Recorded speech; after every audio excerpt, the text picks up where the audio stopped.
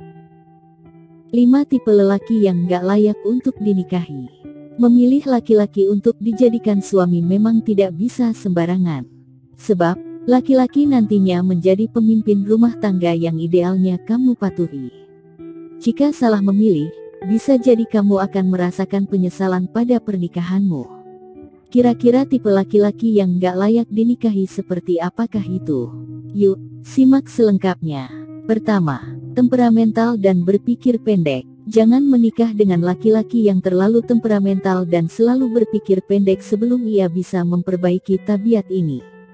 Sebab, orang seperti ini bisa membahayakan fisik dan mental. Laki-laki yang temperamental dan berpikir pendek sulit menangani konflik dengan baik. Ia juga lebih mungkin melakukan kekerasan verbal atau fisik. Bahkan, jika saat ini ia sudah terbiasa melakukan kekerasan, kecil kemungkinannya ia bisa berubah setelah menikah. Kedua, pemalas dan tidak bertanggung jawab. Jika saat ini kamu sedang menjalin hubungan dengan laki-laki yang pemalas, pertimbangkan lagi sebelum memutuskan untuk menikah dengannya.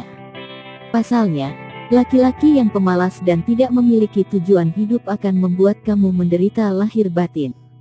Setelah menikah, beban keluarga seharusnya menjadi tanggung jawab bersama. Namun, laki-laki pemalas tidak bisa kamu andalkan untuk berbagi tugas. Akhirnya, kamu harus menanggung setiap beban pernikahan seorang diri. 3. Mapan tapi semena-mena. Laki-laki yang mapan secara finansial memang tampak menggoda. Bayangan akan diperlakukan seperti ratu dan tidak pernah mengalami masalah ekonomi membuat banyak perempuan mendambakan memiliki suami yang mapan. Sah-sah saja jika kamu mencari laki-laki yang memiliki kondisi finansial yang bagus untuk dijadikan suami. Namun, jika kamu kemudian mengabaikan karakternya, kemungkinan besar kamu akan menyesal nantinya.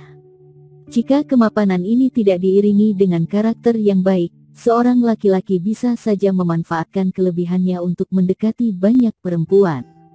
Seperti, membelanjakan hartanya untuk hal-hal negatif atau bertingkah sombong dan meremehkan orang-orang di sekitarnya. Untuk itu, jangan asal memilih laki-laki mapan tanpa mempedulikan karakternya. 4. Laki-laki yang tidak disukai oleh keluarga dan teman-temanmu. Saat sedang di mabuk asmara, orang-orang jadi sering tidak bisa menggunakan logika. Setiap kesalahan yang ia lakukan tampak bisa dimaafkan menurutmu. Kamu juga jadi sulit melihat kekurangan dalam dirinya, sehingga kerap kali penilaianmu pada laki-laki jadi kurang objektif. Lain halnya dengan orang-orang di sekitarmu. Mereka dapat melihat dengan baik apa yang terjadi padamu. Perubahan yang kamu alami saat bersama dengan seorang laki-laki. Sebagai orang-orang yang menyayangimu, mereka tentunya mengharapkan apa yang terbaik padamu.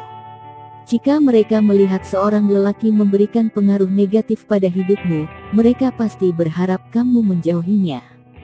Jadi, cobalah dengarkan mereka agar tidak menyesal. 5. Tidak dapat berbagi nilai denganmu. Saat ini, kamu mungkin berpikir bahwa perbedaan nilai-nilai bukanlah masalah besar.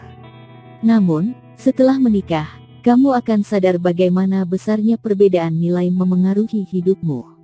Penting bagi orang yang sudah menikah untuk saling berbagi nilai.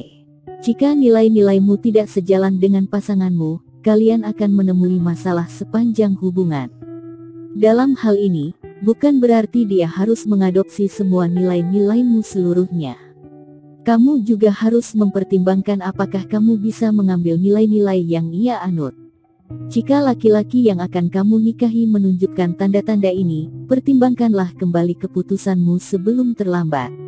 Beri waktu beberapa saat untuk melihat apakah ada perubahan positif yang ia tunjukkan. Bila perlu, minta saran pada orang yang bijaksana dan dapat menilai sesuatu secara objektif.